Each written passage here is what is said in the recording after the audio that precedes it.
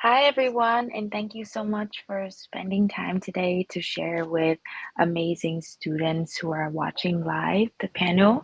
Today, we have Mara Davis, Asu, and Ramya joining here with us, and I'm so honored to be speaking with you guys because before joining the session, I've read up on all the amazing work you do. So a little bit of introduction about myself. I'm a content creator, and that's why I'm really excited to ask questions to Asu, Ramya, and Mara today about their perspectives on content and their expertise in the field. So how I'm going to run the session today would be a few questions for all of you, and also some specific questions that speak to each of you guys' expertise.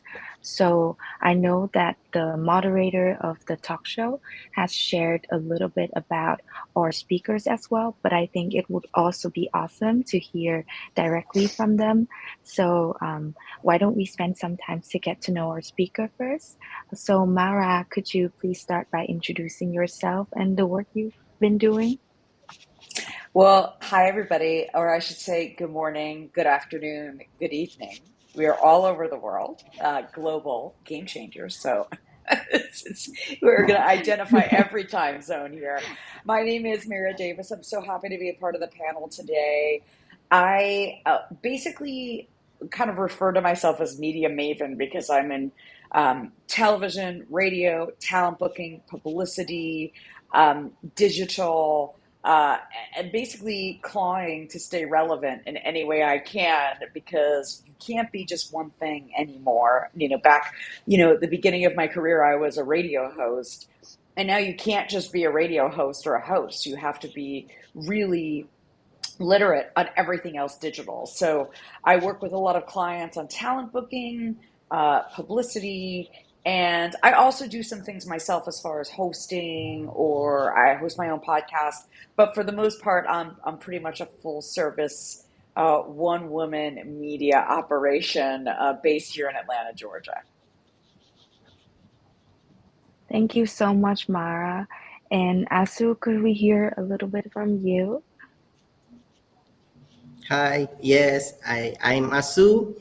I'm a stand-up comedian. I'm also helping with my wife's business. She's into bakery and chocolates.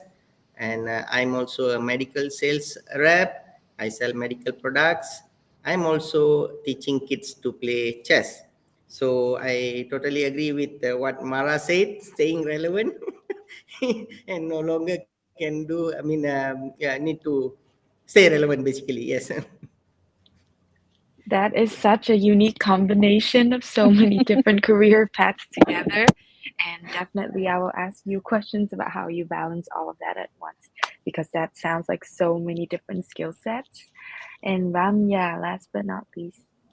Yeah, thank you so much for having me part of the panel. My name is Ramya, and I have a media house back in Malaysia. So we're actually streaming from the particular studio. It's called ET Booth, and I'm the CEO of ET Booth and the founder. And what we do is we do live streaming, we do publicity and media for my clients and so on back in Malaysia, and approaching US and UK as well. So it's been really great. I think I was sharing a little bit behind the scenes as well. It's been really great to see a lot of the team. And one specific thing that I do is I work mainly with the young. So ever since I started my career when I was 21, my team has always been people who's way younger than me. So that's something that I am very fascinated about, on how to get the younger generation, especially Gen Z, to see what are they passionate about and eventually turn that passion into a career. And they feel me, to be very honest, to do what I love to do, from my whole set of career, having this media house, and similar to Mara, being a publicist, digital marketer as well. So those kind of things is something that my scope lies on, in terms of working with the Gen Z and seeing how they can strive, and and see how everything consolidates together. Spectacular. And you all have had a lot of experiences in the media industry, which I think is the field of study that a lot of students who are watching here today are interested. So for me, I joined media just because I like making YouTube videos, but I'm sure that for you all journey, you have various source of inspirations or experience you've had, such as studying a course at university that inspired you to pursue the career you do today. So, for each of our panelist speaker, could you share a little bit more about how you started in this journey, or what are some instances that inspired you to do what you do today? Asu, you want to go first? Me. How I started. Okay. Okay, I try to keep it short. Okay. 2016, that was the first stand-up. I'll talk in context of stand-up comedy with regards to this for this panel mainly. So how it started, 2016, I went for a stand-up comedy show. That's the first stand-up comedy show, and I went with my wife and big group. So what happened is, after the show, my wife said, "I think you can do this." Sure. Yeah. Then fast forward 2019, I go for an open mic, and that's how it started lah, from there. So it's to simplify. Yeah. Yes, so I'm sure for performance-based careers such as stand-up comedy, I've learned a bit as well about how the industry works. It's just you have to shoot for the shot in the open mic shows and then test your scripts multiple times with different audiences. So I'm so happy that you've found that passion within these circumstances. So for Mara, what are some instances that inspired you to be such a talented host for so many different formats in media today? Well, honestly, it's really been just for survival. I Mm, wish I could tell you there was some grand plan on how I got here, but I spent most of my career on the radio, and I was always a fan of being on the radio, and I had an incredible run for I mean, almost 2 decades of being on the mm, radio, and I know this group is very savvy with technology, and terrestrial radio is just not what it used to be. And about 11 years ago, my position was eliminated. I like to say that, like, I was one of the first AI casualties, because the terrestrial radio has become so mm, automated. And but while it seemed like a real shock to the system at the time, I was able to use my skills of being a radio host and working in television to put those skills into other things, which started with talent booking and emceeing and working the connections I had made and working in media for so long. And that's kind of how it all came together when I was like, what am I going to do? Because I had only identified with being a radio host. Uh, I had taken some steps like paying it forward, working with charities, working with different contacts. And so things kind of fell into place for that. And I say for survival because it's just when you're identified as doing one thing your whole career, it's a blessing and a curse because sometimes and as I said in the beginning, you always have to be thinking of what's the next thing because everybody can be replaced. It does not matter how great you are. Yeah, it doesn't matter mm. how famous you are. It doesn't matter how talented you are. There is always someone knocking at the door behind you. And so that was really kind of how I base my own career and other people's careers. So that's the very short story there. Mm. Thank you so much, Mara. And definitely, there's a little bit of a more truthful perspective to that, which I really appreciate. And Ramya, what about you? How did you get started with your production studio? Yeah, so for me, back when I was 21, so I have always been in the media journey, in the sense that my background was mass communication and journalism. I Mm, loved it. And but when it comes to creating a career and a path, that was the whole confusing period, because it's like, do I work somewhere? Do I create something by my own? So I was very grateful because I came about to find out about a business incubator called ET Ideas. So that was where I was groomed in terms of turning my passion into a career. So that was the whole motto of that. You build the people, and the people eventually create what they are passionate about. So I really enjoyed that whole concept. So I started my career actually by like hosting a live talk show, interviewing inspiring people, so that a live group of audience can just ask questions, connect, and they get to do something with their life that just create sparks of their life. And that was the whole thing was interesting, and the whole thought process was because I really enjoy seeing how the young works, because I was a youngster at that point as well, and somebody gave me a chance. So for me, it was like, if more people can do that to many other youngsters, then everyone have an avenue to showcase their skills and their talent. So for me, in the whole area of media and production house, we were like, if we can create something that a group of youngsters can come on board, share their thoughts, share their ideas, and make that into a reality in terms of content, why not? So that's how the whole ET Boost came about in 2016. So we came about as a media house and a production house, and even the studio that I'm sitting right now, it was really out of kind-hearted people who really came on board and say, we'll build a studio for you guys so that you guys can do what you want to do, from the soundproofing to the green screen to everything. And that was really amazing to see a lot of people saying that, hey, you guys are doing good work and just keep continuing. So the whole concept came about, and now like many youngsters, even including this particular Global Game Changers Summit, I think if you just saw like the two particular MCs that were just before us, they are like 17 and 13. So these are the group of youngsters who are so inspiring, and they're showing like, hey, I'm committed. I want to do something. I might be young, but what can I do? So these are the kind of people that we work with and say and see what more can they do, how more globally can they be exposed, and how can they change the world. So these are my moments of seeing I need to do what I need to do, those kind of things. So like I said, they keep me going, so they keep me moving and seeing what more can I do. So that's how my journey sort of started. And eventually now managing people, so that managing youngsters, so that if they are in the career of filmmaking, if they're career in music, like example Hira, so I manage them to see, okay, what more can they do, what are their goals that they want to set. They don't have to be the goals that they want to be super famous, because everybody have the similar goal. But what is it that they want to do, that their heart wants them to do? Like, okay, I want to, like Hira has this thing. Hira is a musician, is an international singer songwriter. She has this thing that she wants to change the world with music. So I go with her concept, that I say that if that's what you want to do, let's make that happen. Write songs, you write amazing songs, share with the world about your concept, and keep doing that, so that people really understands how your niche works compared to others. I mean, everybody's great, but do what you want to do. So those are the kind of angles that I go with when I work with the young, and how my journey actually kickstarted.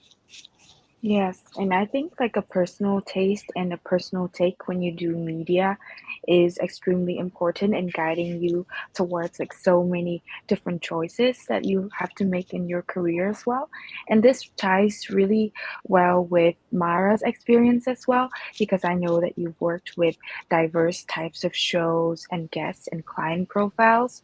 So, in your experience, can you share a little bit about a key lesson or insight that you've gained from working with so many diverse clients in content creation and management? Yeah, so I think that's such a good point because it's when you're someone who has done it yourself and then you're guiding other people through that way, it does make a difference. So, as far as examples of that, I think the biggest thing is, and I know this is like overused all the time, but the word pivoting is you have to be adaptable, because what you think is the best thing or what your expectations are could change in an instant. So people can come to me and they'll be like, well, I want to do this show and I want to have all these guests. And then and it's always a joke with talent booking. This is like my running joke, is that when I get a new client and I book the talent for them, everybody wants Michelle Obama. That's like the number one guest for every show, like everybody. Wow. And I feel like that's like probably globally, like she's just like Yeah. one of the ultimate guests. But let's face it, this is a guest that is almost impossible to get. It doesn't mean that you can't get it one day, but for right now, with your show that hasn't even launched yet, you're not getting her. Okay. So I think it is a way to really hone in on your talent. Sometimes you have to take a risk on things. Sometimes you have to do that interview that is someone that you maybe you didn't know that much about, you were a little skeptical, and I will sell you this person is great because A, B, C, and D. And then they come back to me and say, wow, that was really the best interview I ever did, and I thank you for pushing me to do that. So I think it's pivoting, and it's also getting out of your comfort zone, because if you are going to stay in exactly what you think you are or what you want to be or what people expect you to be, it's really limiting your range. So you always have to keep chasing, and you always have to stay fresh, and you always have to surprise people. So otherwise, you're just going to get boring, because a show that can be hot today still has to be working hard to be hot in 6 months, a year, 2 years.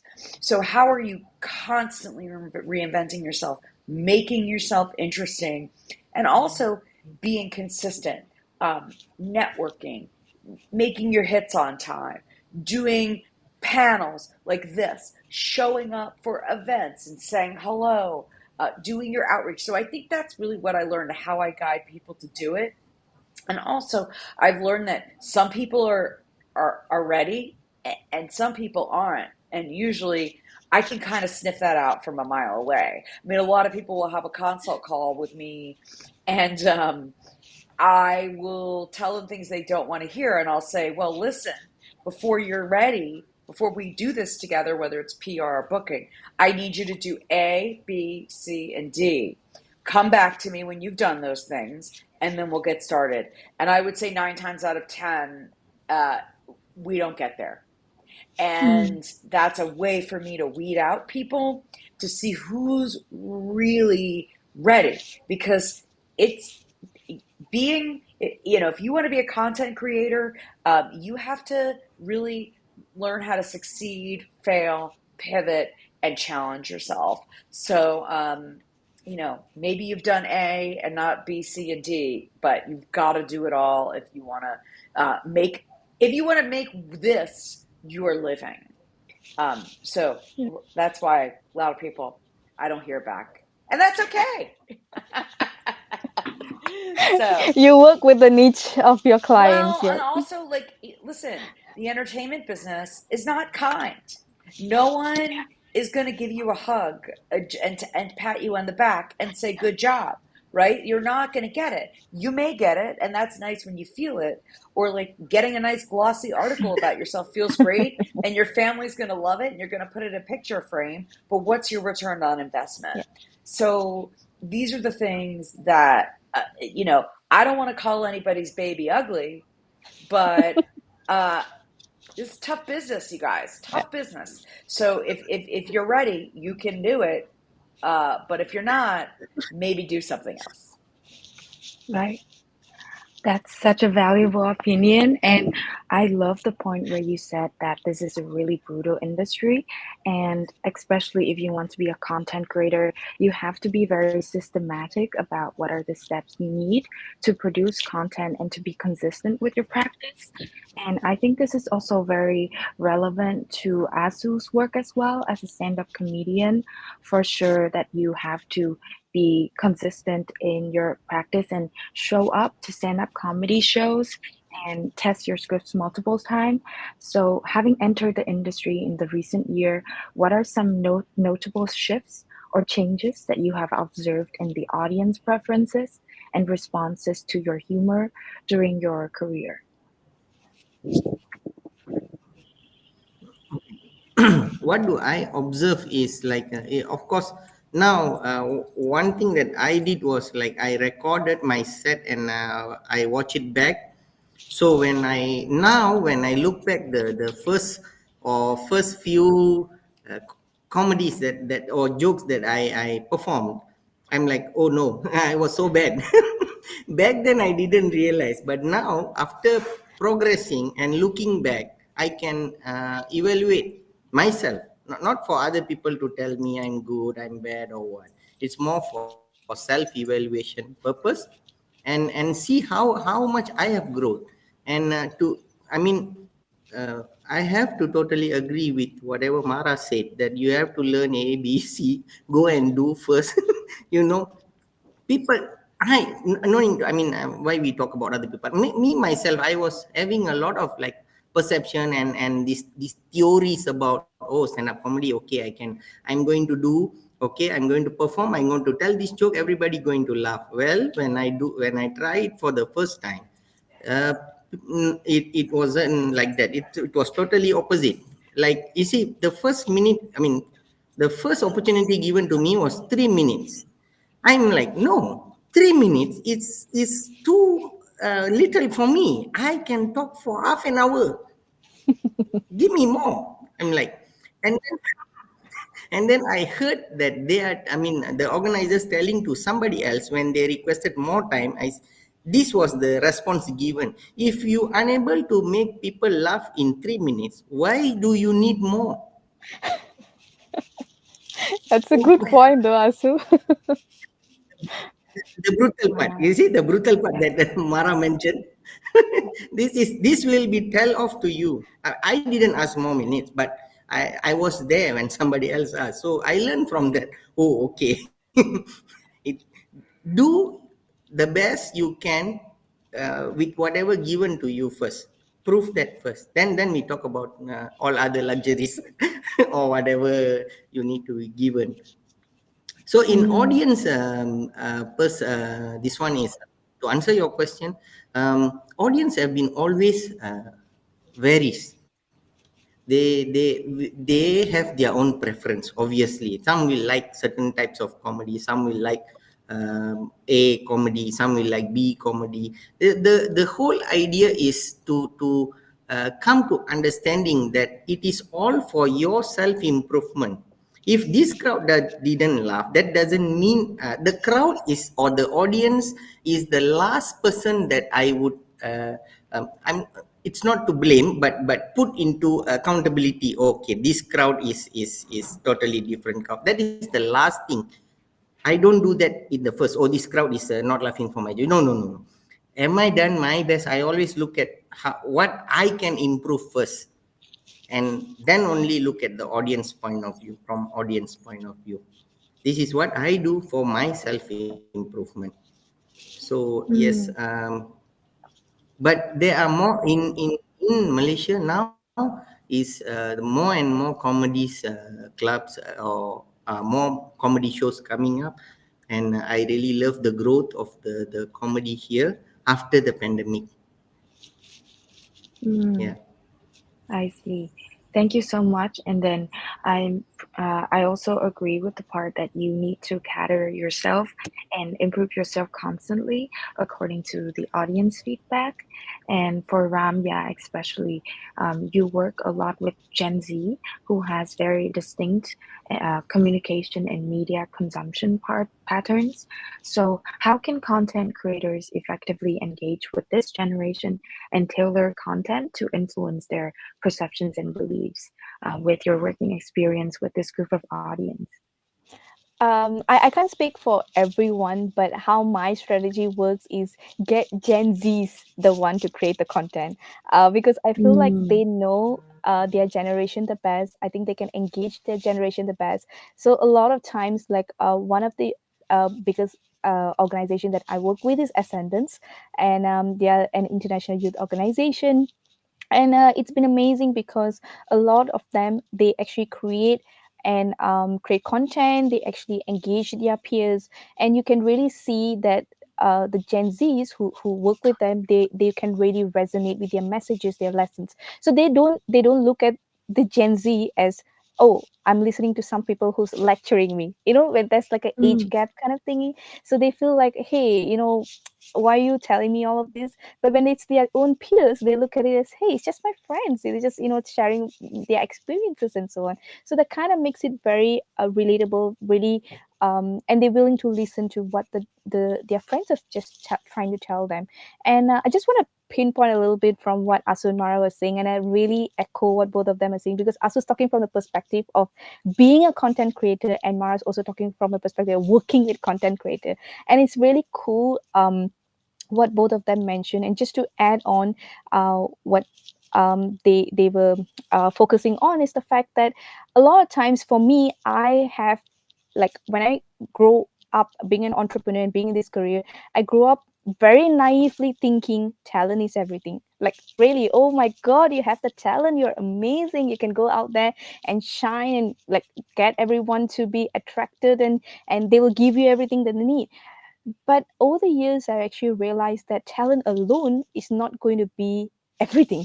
It's like you need a lot of hard work. You need a lot of consistency. You need a lot of your whole attitude and characters, which I used to hear people who's much older than me saying to me when I was younger, like your attitude, your character, all this is very important when you're in a career and things like that, which now I really, really understand what everyone is trying to say, because that that whole character that you have builds you as a person in order for anyone to be able to work with you.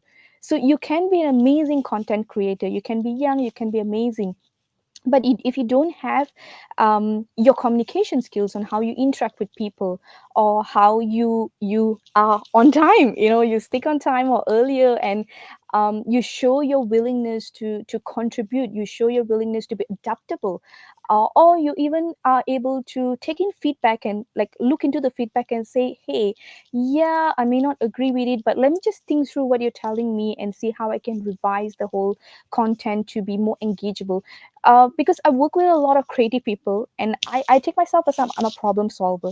So when I work with creative people, I realize that a lot of creative people are sometimes in their own bubble. They are amazing. They're really, really amazing group of people. But when they create, sometimes it seems like whether they like your content, but they like it a lot, but how does it engage to a public audience? How does it engage to the people who's tuning into it? So that's one of the reasons that when I work with a lot of content creators and the younger ones, I oftentimes says that, hey, is this sensitive enough for people who's tuning in, or is this engaging enough for people who's tuning in, or do you want to like tweak it a little bit so that people are they really resonate to your message that you're putting out there. So these are some of the kind of things that I realized working with a group of youngsters. So amazing talent is great, but you really need the right attitude. You really need the persistence, the hard work, and everything along that comes with it. And exactly like what Mara said, if you don't have all of this, then you better like try to work it up a little bit more before you actually really pursue that whole career that you're looking into. Because one thing I really see with a lot of young talent, when they go and they have made it, they really entered, like the door is there and they really entered a little bit into the door, and the speed, the pressure, it's real. It gets much harder after that. So if you can't cope with that, then you really need to see the characters that you build as a foundation, is that like a right character to keep up with the whole pressure in the industry that you are pursuing into. mm. That is spectacular. And hanging on to the point that you make about being consistent in your practice, I'm sure that all three of our guest speakers here have habits or sources of inspiration that constantly keep them engaged and informed about their respective expertise. So, this is a question for all of you three amazing guest speaker here. What are some sources of inspiration, or what are some habits that keep you engaged and informed about the specific practice in media that you guys are doing? We can take anyone's answer first. So I'll start with this. I think one of the biggest things for engagement and consistency is authenticity. Mm, People can sniff that out in a minute. And let me give you an example. yeah. Uh, in the past, the past 2 weeks, there's a very, very famous TikToker who does Mm, restaurant reviews, and his name's Keith Lee, and he's very well known. And he goes to restaurants and he eats in his car and he tells you how things are. Well, he just recently did a trip to Atlanta and it caught on like wildfire, and it's a very long story, but the reason why it caught on like wildfire is mm, he's so authentic. He has a very specific formula. He does the same thing every time. He knows what he's talking about. He keeps it interesting. And so he keeps his audience engaged. Now, this yeah. is the failure I saw. I Mm, saw he comes in, it blows up, and then I see all these other content creators trying to latch on to him. And they're mm, like, whoa, well, this guy came to town and now I'm going to do it too. So it is a very thirsty grab for clicks. And look, it may feel good in the moment to do something like that, but that mm, is not authentic. You have to create your own vibe, your own energy. And so what keeps me engaged are people that do that. Like, I think it's fine to address that, like, hey, this happened. But, you know, people online, especially younger generation, I mean, like, look, I'm like the oldest lady in this group here. My son is 18, and I really follow the cues of what he's watching and what he's into. And listen, teenagers, listen, y'all, you can see through all of this stuff. So if you are not being authentic, especially on the internet, especially on TikTok, especially on all these platforms where it's swipe up, swipe up, swipe up, you just find a way to make yourself unique. Now, look, you're going to fail, you're going to bomb, you're going to, like, just like Asu was saying, like, you just don't always know, like, what's going to work. But try not to be like somebody else. And that's how I stay engaged with certain people that I follow on social platforms, that I'm always like looking forward to. Oh, what are they going to do next? Where are they going to be next? It's constantly keeping their content interesting and also consistency. So it's like, I know I'm coming to this because I want to find out about great restaurants. I know I'm going to this because it's kooky dance moves set to a weird music. Give people what what their expectations are, as opposed to just riding along on the hot new thing, because we can sniff that out and see right through it. And I've seen a lot of people just, bomb through that. mm. Yeah, definitely. I also have that experience scrolling through TikTok, and it's super real that it's so easy to detect that someone is not being authentic to themselves, and the authenticity is what keeps me engaged with the person who are um, doing their craft on screen. So I wonder if Asu and Ramya have something to share about this as well, besides authenticity, which is also a really important element. So you want to go first?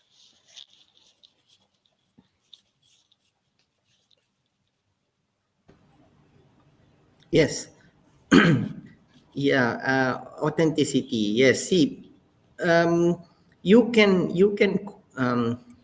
yeah. I mean, basically, you can copy somebody, or you can pretend to be somebody. In order for you to start, if you do this with understanding, that is different. You want to do this but you don't know, and then you take it as an inspiration, and then you do. But you need to understand, in order for you to sustain, that is what Mara been telling you, people want to see you, the real you know, the yourself. I mean, the authenticity, the creativity that comes from you, within you. That is what make people like you. People will maybe, very little people notice that, oh, you I know the source of this content is from this person or that person. So recently in comedy, in the comedy, what happened was, I can share this experience. Somebody posted one comedy video, a famous comedian, and then another influencer have copied this and change it with one or two words into her own thing, and then posted it. It did get engagement and everything, but it upset the original creator. The only thing the original creator is telling, that you can always give a credit, just give a credit, that is sufficient. But this is, and he said this is stealing.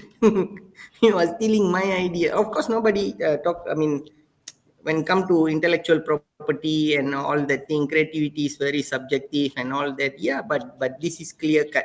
When you take something as an inspiration, that is different. When you're doing it exactly, you're copying or imitating things, is different thing.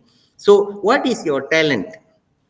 You want to be a content creator or content copier? You have to define yourself. What is your talent?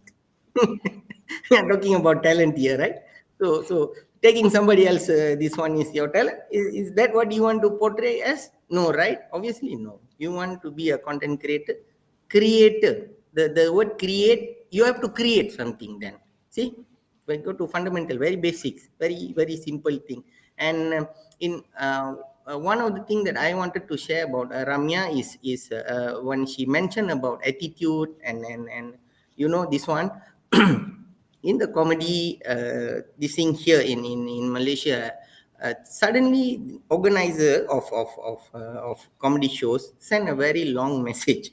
Somebody, this is the message. Somebody has been asking us, why don't we book them for weekend shows? Weekend shows where you get, I mean, the good comedians come and perform. Just for explaining this. So the reason why is, the bookers will see how you how you are on stage and off stage. So this see, when we are talking, this is what Mara been telling, and also Ramya been telling. It is how you behave, or your characteristic with regards to the talent that you have, and also to the people around you. You can be very talented, but if you're not on time, people have trouble dealing with you, you won't be as a preferred booking person, even though you are talented. This is a fact that we must digest. This is a reminder for myself as well. Oh, I need to watch out this thing, or if you like, if you have problems, you need to find a way to solve it. If you come late, it is your responsibility when people book you to take necessary action to be there on time, not give excuse, unless it is really emergency. You're on the way, you accident, that is different story. Traffic jam is an excuse basically. Wow. Yes. Thank you so much, Asu. And then authenticity, even though it's the same quality, but how it shows up in stand-up comedy is definitely different from someone who edits and creates and posts a video online. So that's also a really nice perspective to have. What about Ramya? What are some sources of inspiration or practices that keep you informed and engaged in your field right now? I think I'm going to share a little bit that's a little bit different. Um, Yeah. one of the things that I learned from this where I was groomed to be an entrepreneur is this thing called SIEP. And I know it sounds like really weird. I think there's like few panels earlier who shared about it as well. But what it means is the whole transformation between reacting and responding. So it's the whole thing about looking at a particular scenario as something that I'm supposed to learn out of it, instead of finding fault and saying that, hey, you did that and you did that, and that's why my life is a mess. So I like to concept. The reason being is because I know it's a little bit different from the whole content creating perspective, but what I like about the concept is working with different people. I need to constantly apply that element in my life. The fact that everything that happens around me, it's a lesson for me to learn something, and what can I do from that particular lesson. So it could be content creators or the people that I deal with is like, oh, maybe they're not taking it seriously as that's their career. Okay, what can I do out of it? How can I emphasize the part that this is important? Or okay, the trends are changing, technology is changing. Okay, what can I do about it? What is the elements that I need to switch and transform and learn new things and see how to, you know, look at my services differently as well. So that's like a constant reminder for me, and this is something that I'm glad that I learned like the early days of my career, because if not, it's really very easy to find fault with people and the world and says that this is all happening around me and you are the problem and it's not me. And that was the huge shift that I would say it's a big reminder for me in my life, that to constantly see anything that happens around you is a lesson, including people throwing tantrums, upset, anything at all. And what should I do at that particular scenario? And that snaps me out of looking at the whole picture a little bit differently and thinking, okay, there must be a solution out of this. People are upset. Okay, fine. People are sad. People are disappointed. Whatever it is, there must be solutions about things like this. How do I keep the professionalism going? How do I keep making sure work is done? Because that's important. People can be having different swings and so on, but work needs to be done. So how can I keep focusing on that particular aspect, and keep things moving for not only me but for everyone who's surrounding me? So that's something that I really cherish a lot, the whole transformation between the whole angle of reacting to responding. And we call these terms in the incubation that I learned it from is like SIEP. So I think that's like previous panel sessions and so on that mentioned that, so we could, the audiences who's listening, you can also refer to the previous sessions. Yeah, that's a little bit from me.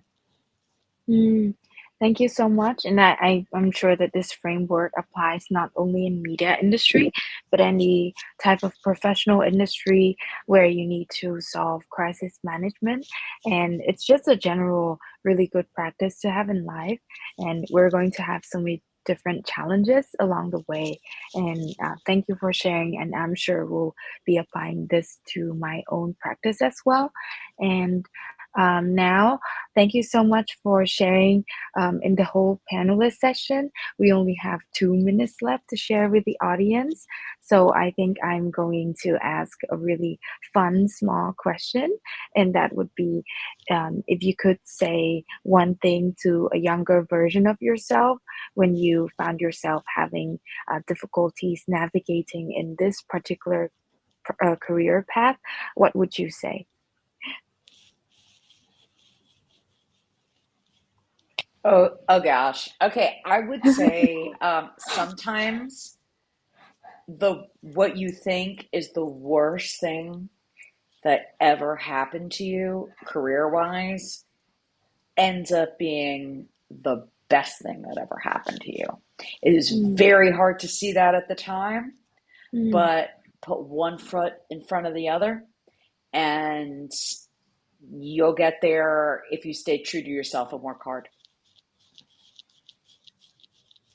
Thank you so much, Mara.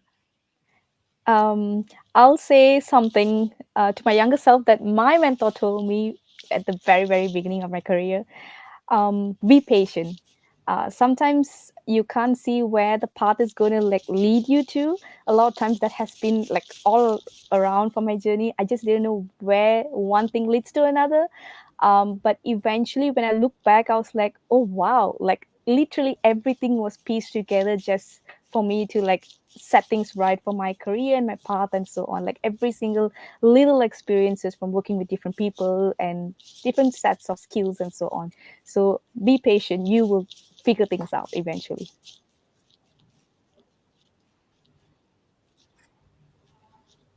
Asu, Oh, what would you I say have to a me? lot of things to tell my younger self. Yes. Yes, I have a lot of things to tell myself. Firstly, I would tell follow your heart. Okay, do what your heart tells you to do. Do what makes you happy. Put out the work, smart work, hard work, whatever work. Put out the work, and have fun. Yes, enjoy the process. Thank you so much for spending time with us today to our three valuable guest speakers. And thank you so much. And me, myself, as a moderator, has learned so much from you as well. So I hope this session was also helpful for everyone watching. Thank you and have a good rest of your day. Good luck, Asu, with your next upcoming performances. Kudos to Ramya, and I hope you have interesting and awesome projects ahead of you. And Mara, I'm so excited to hear more about new shows and clients and new introductions that you'll be helping people out in the industry. Thank you guys all so much for coming today. Thank you. Thank you.